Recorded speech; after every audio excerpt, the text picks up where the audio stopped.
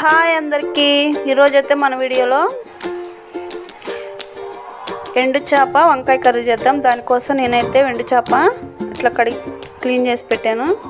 అలాగే 2 onions cut చేసుకున్నాను, 2 పచ్చిమిర్చి, అలాగే 2 టమాటోస్, అలాగే అల్లం వెల్లుల్లి పేస్ట్ 1 స్పూన్, అలాగే ఆవాలు మెంతులు జీలకర్ర పొడి చేసి పెట్టుకున్నాను. 1/2 kg వంకాయలు తీసుకున్నాను. దీనికోసం ఒక నిమ్మ సైజ్ అంతా చింతపండుని నానబెట్టి పక్కన పెట్టుకుంటున్నాను. అలాగే స్టవ్ ఆన్ చేసుకొని కళాయి పెట్టుకొని అందులోకి 1 గ్లాస్ వరకు వాటర్ యాడ్ చేసుకున్నాం. వాటర్ని బాయిల్ చేసుకొని ఈ ఎండు చేపలని అందులో వేసుకొని నానబెట్టుకుందాం. 5 మినిట్స్ నానిపోయిన కాడి నుంచి వీటిని పైన ఉన్న లేయర్ని క్లీన్ చేసుకోవాలి. అప్పుడే ఎలాంటి నీచు వాసన లేకుండా, స్మెల్ లేకుండా కూర అనేది చాలా టేస్ట్గా వస్తుంది. ఇట్లా క్లీన్ చేసుకొని పక్కన పెట్టుకోవాలి.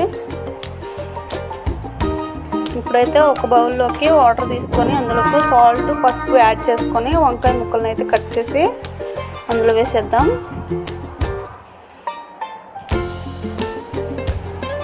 వంకాయలన్నీ ఇట్లా కట్ చేసి పక్కన పెట్టేసుకోవాలి. తర్వాత స్టవ్ ఆన్ చేసుకొని కళాయి పెట్టుకొని ఆయిల్ యాడ్ చేయాలి. ఇందులోకి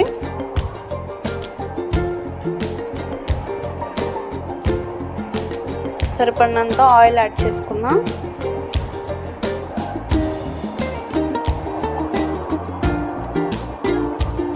ఇందులోకి ఆయిల్ హీట్ అయ్యాక పచ్చిమిర్చి, ఆనియన్స్ వేసుకుందాం. అలాగే ఇందులోకి 1/2 స్పూన్ పసుపు, 1 స్పూన్ సాల్ట్ కూడా యాడ్ చేస్తున్నాను. 2 కలిసేలాగా కలుపుకుంటూ ఆనియన్స్ వేగేంత వరకు వేయించాలి.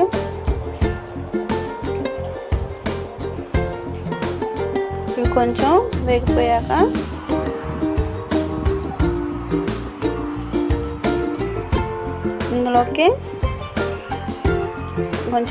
ఇందులోకి టమాటాలు యాడ్ చేస్తున్నాను. టమాటాలు కూడా వేసి కలుపుకుంటూ ఒక 2 మినిట్స్ టమాటాలు కూడా మగ్గేంత వరకు కలుపుకోవాలి. టమాటాలు కూడా మగ్గిపోయినాయి. ఇందులోకి అల్లం వెల్లుల్లి పేస్ట్ 1 స్పూన్ యాడ్ చేస్తున్నాను. ఇది కూడా వేసి మొత్తం కలిసేలా కలుపుకుంటున్నాను.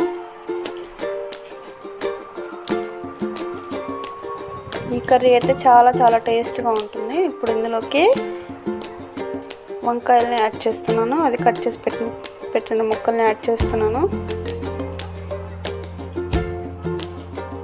అలాగే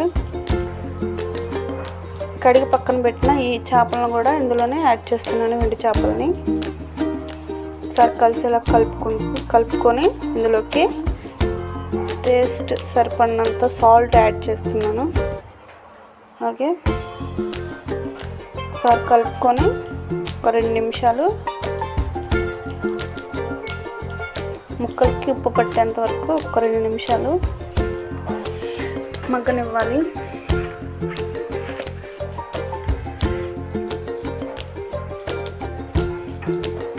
కొంచెం మగ్గిపోయినాయి. ఇందులోకి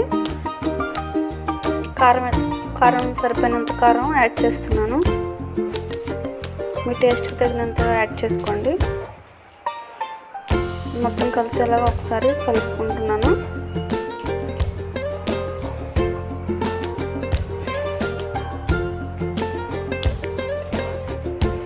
ఇప్పుడైతే 1 నిమిషం మూత పెట్టి 1 నిమిషం కారం ముక్కలకు పట్టేంత వరకు 1 నిమిషం ఉంచి ఇందులోకి ఆవాలు, మెంతులు, జీలకర్ర పొడి యాడ్ చేసుకుంటున్నాను.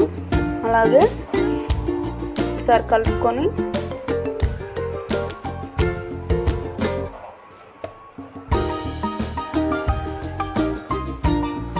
ఇందులోకి కలిపి పక్కన పెట్టిన చింతపండు రసాన్ని కూడా ఇప్పుడు నేను ఇందులోకి యాడ్ చేసేస్తున్నాను. మొత్తం ముక్కలు కలిసేలాగా ఒకసారి కలుపుకొని